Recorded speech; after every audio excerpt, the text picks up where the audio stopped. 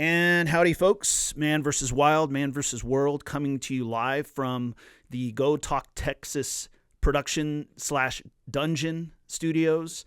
Very well outfitted out here.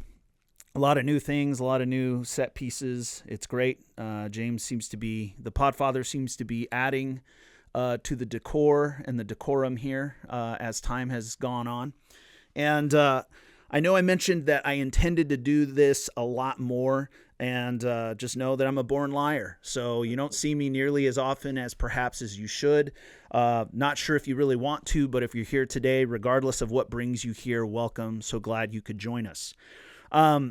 Wanted to share something that's kind of been stirring about over the last, a few months. I'm not a big fan of preaching or teaching anything that I've taught in the past. I'm a big firm believer of getting something from the garden versus getting something from the freezer. And this, in all fairness, this feels a little bit more like meal prep. So it was cooked fresh, perhaps reimagined a little bit, something I taught many, many years ago over a cigar Bible study I actually had with men, which I'm happily wearing a shirt for that event to commemorate it. And thankfully, due to some weight loss, some I don't know if it certainly wasn't one of those starvation diets. I've been sweating and not bleeding, thankfully, up the fighting game, and thought I broke a rib last week of all things, so that's fun. But the shirt didn't fit me for 8 years, so the shirt fits me now. And hopefully will continue to make this shirt look like a blouse on me in due time. But back to the plot, I've entitled this Making Mighty. And given some of the conversations and things I'm observing that are happening in the world, perhaps happening in your world, it might be worth it to us to fortify ourselves, to make ourselves as strong as we can be, and be formidable amidst the things that are coming against us on all sides. No warning, side swipes, blind spots, getting co-cocked when you don't expect it, much like life knows how to do. It would be good to have some sure footing and be solid in the middle of an event like that. If you do have a Bible, please go to 1 Corinthians chapter 1, verse 26 through 27. Familiar verse to some, and go ahead and read along with it. If not, I'm happy to read it to you. It says, "For you see your calling, brethren, that not many wise according to the flesh, not many mighty, not many noble are called, but God has chosen the foolish things of the world to put to shame the wise. And God has chosen the weak things of the world to put to shame the things which are mighty." So a calling from Paul here to acknowledge that we certainly never look like what God has authored or intended coming into the kingdom. We've all been the first-time guy at the CrossFit gym who throws up during the warm-up. In other words, when we come in and when we're found and when God decides to engage us and we respond, most of us are going to be far, far from anything he would make us into later. The funny thing about those words, that word mighty is used twice there. In the Greek, the first time it's used, it has to do with an internal strength. Most of us think of mighty as, strong, I want to be, buff. I want the 6-minute abs. I think someone was going to do the 5-minute abs or something like that. I remember someone was joking about that in a movie. But we always associate the idea of being mighty, perhaps with a physical prowess. And reality is muscles don't win fights. I don't know if you've seen enough Twitter videos to know the big buff guy usually swings like an action figure, and then a guy who probably doesn't look like a whole lot to you that spent countless hours training technique and has a good gas tank eventually wins the day. And there's too many accounts to find where that is absolutely true. But that first use of mighty has to do with the idea of an internal strength. There's something on the inside that is there to withstand some very hard things. The second use of it, God is using in a negative to say that he's using the first to counteract the negative, or the second rather. And the second actually does have to do with physical prowess. It has more to do with the physical ability of strength to meet something, to meet a challenge, to meet a difficult moment physically. And God is looking for us to be strong spiritually. You know, tough times do require tough people. And as I mentioned, I've been having conversations with friends, family members, and there's a lot of life happening out there. So I don't know if that's happening to you. I'm talking to people in the middle of divorces, abuse, like physical abuse. I mean, to hear some of the things that I've encountered over the last week, I can't help but wonder how some people make it through. You know, it's one thing to be a believer and go through a hard time and you have God to lean on, right? You have Jesus who promises that he'll be with us till the end. And for somebody who doesn't have that hope, facing some of the things that I was occasioned with this week, just this week in particular, I truly don't know how people do it. And for you and I as believers, you know, be thankful to God that you have a God who will never forsake you, never leave you. But for those who don't have that hope, I don't know how they're doing it. And to me, that in and of itself is a remarkable feat. But tough times do require tough people. You know, tough seasons don't last, but tough people do. And we got to get out of the idea of toughness being, you know, you're somebody who can win a physical fight. We have to be people who can endure and withstand and fight back. But the way we fight is very, very different than the world would expect us to. You know, for most of us, we're going to pray to a God that's unseen while we're facing circumstances that are absolutely impossible, adversarial in every way, even hostility. You know, we're called to love our enemies. We're called to pray for those who use us and bless those who hate us. And it just runs contrary to everything that the world would prescribe to us to be tough and strong in hard times. But the first thing I want you to consider in terms of what it might be to be mighty is in Judges. And you're going to look at Judges chapter 6. We're looking at verses 11 and 12. Now it goes on to read, it says, "Now the angel of the Lord came and sat under the terebinth tree, which was in Orpha, which belonged to Joash the Abizarite." I believe that was it. We'll let Joash's family come after me if I said it wrong. "While his son Gideon threshed wheat in the winepress in order to hide it from the Midianites. And the angel of the Lord appeared to him and said to him, 'The Lord is with you, you mighty man of valor.'" So Judges is a really awesome book in the sense that it's very representative of what the human experience is. You have God's chosen people living for him, living in relationship to him. You know, one minute they're obeying, the next minute they're disobeying and serving idols, and God allows their enemies to come in and run roughshod over them and rule over them, oppress them, until they get so tired of being beaten up and oppressed that they begin to turn, repent, come back to God. Then God raises up a leader to help deliver them from their enemies, and so goes the story. And it just goes on and on and on that way. But you have this guy threshing out wheat because the Midianites there, anytime Israel would have a crop or they'd be looking to grow food, the enemies would just come in and take everything, destroy everything. So he's trying to take in what he can in hiding. And his response, interestingly enough, to this greeting from the angel is, you know, if God is with us, then why has this happened? He goes on to this, if God was truly with us, then why would our enemies rule over us and terrorize us the way that we are? And the first point I was trying to get across here is that being mighty may have everything to do with receiving what God says over what you see or over what you hear. The angel meets him here in a place of cowardice. He's hiding. And he says, greetings, mighty man of valor, the Lord is with you.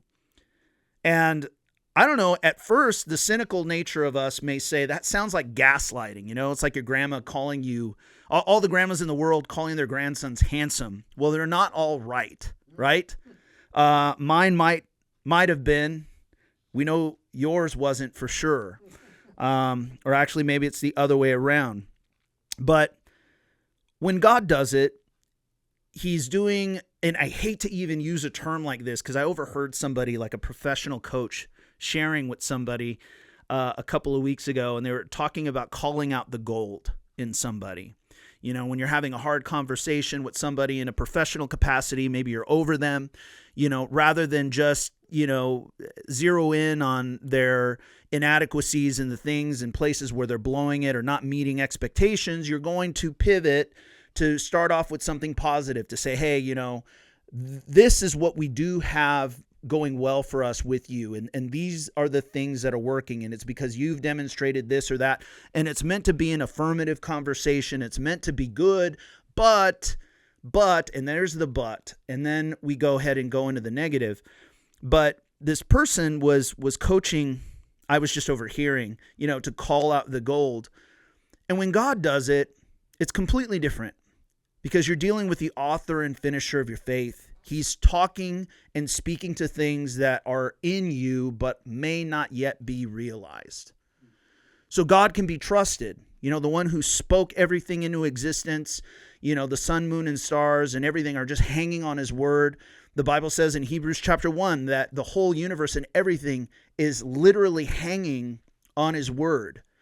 So if God calls you mighty in a moment of cowardice, perhaps it's worth considering that maybe you might be. Maybe you're not what you're living or behaving like or acting like now. Maybe you're not being the best representation of what it is that God has authored. But maybe it's there. Maybe it's there. You'd have to consider that for a moment and not just completely discount the idea that you might have some worth or you might have some giftings and things that God could be calling out and calling forth. Second thing about potentially getting mighty is in 1 Samuel 22, chapter 22, verses 1 and 2. It says, David therefore departed from there and escaped to the cave of Adullam. So when his brothers and all his father's house heard it, they went down there to him, and everyone who was in distress, everyone who was in debt, and everyone who was discontented gathered to him. So he became captain over them, and there were about 400 men with him. The reason why I bring this up is, I don't know, we may get to it today. I don't know, this may be a single or a double installment. We'll see. We'll see how much I actually get to cover. The reason why I bring this up in particular is we're introduced to these men, these malcontents that join themselves to David while he's on the run, while the kingdom is still eluded him. He's not king quite yet. Saul is still seeking his life. He's still being pursued.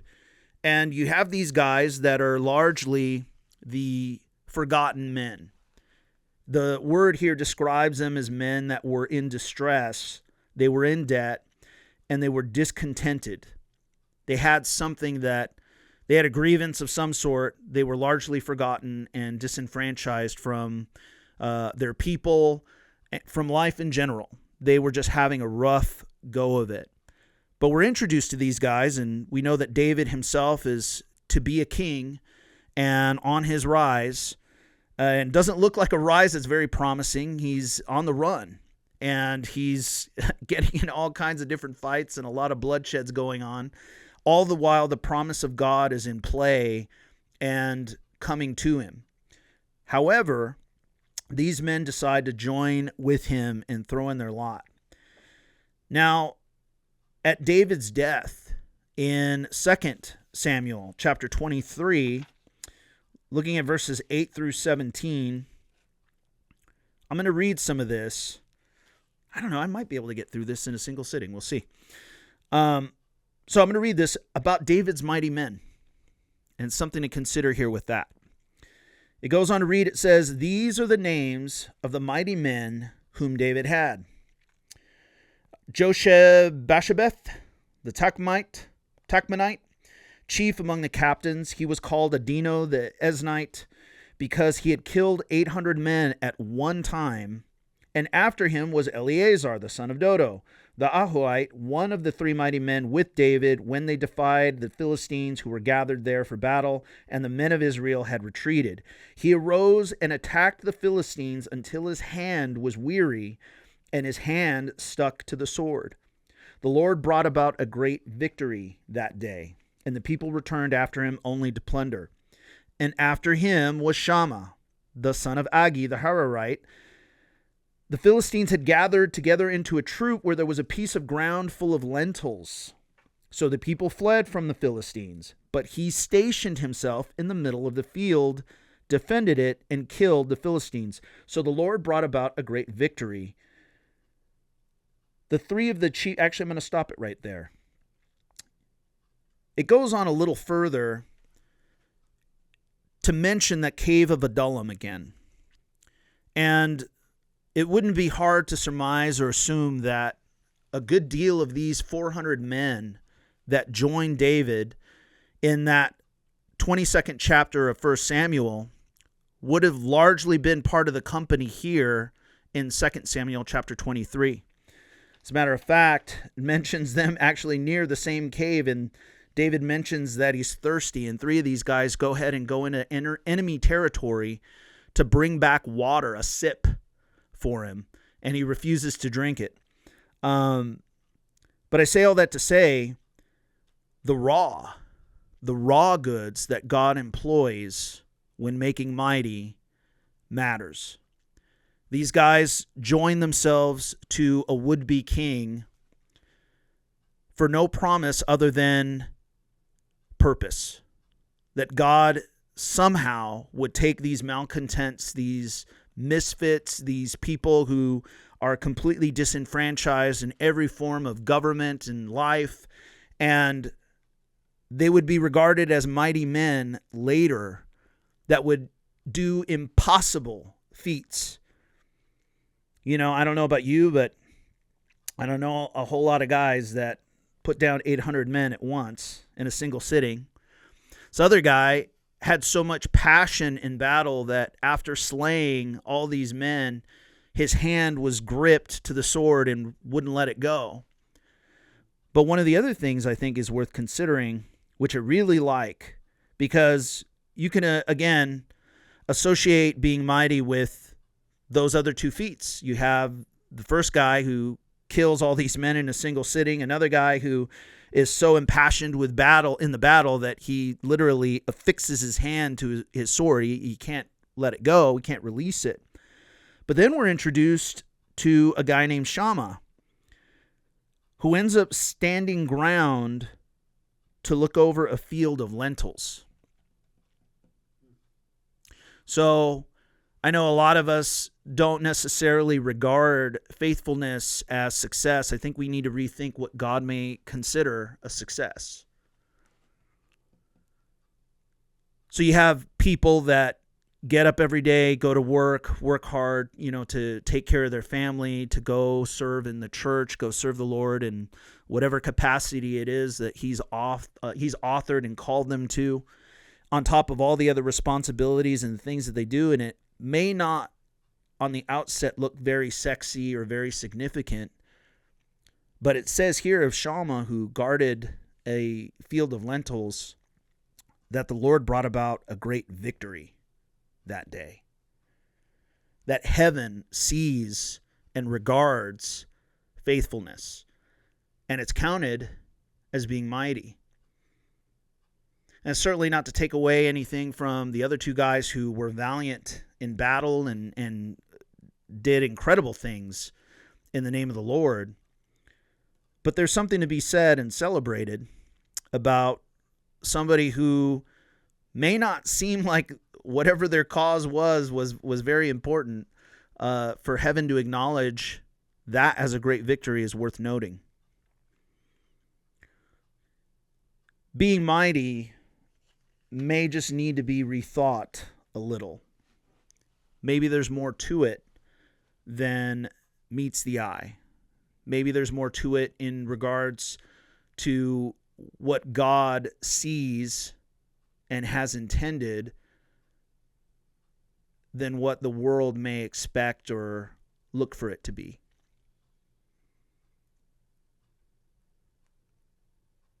And I think we're going to come back next time. Till then.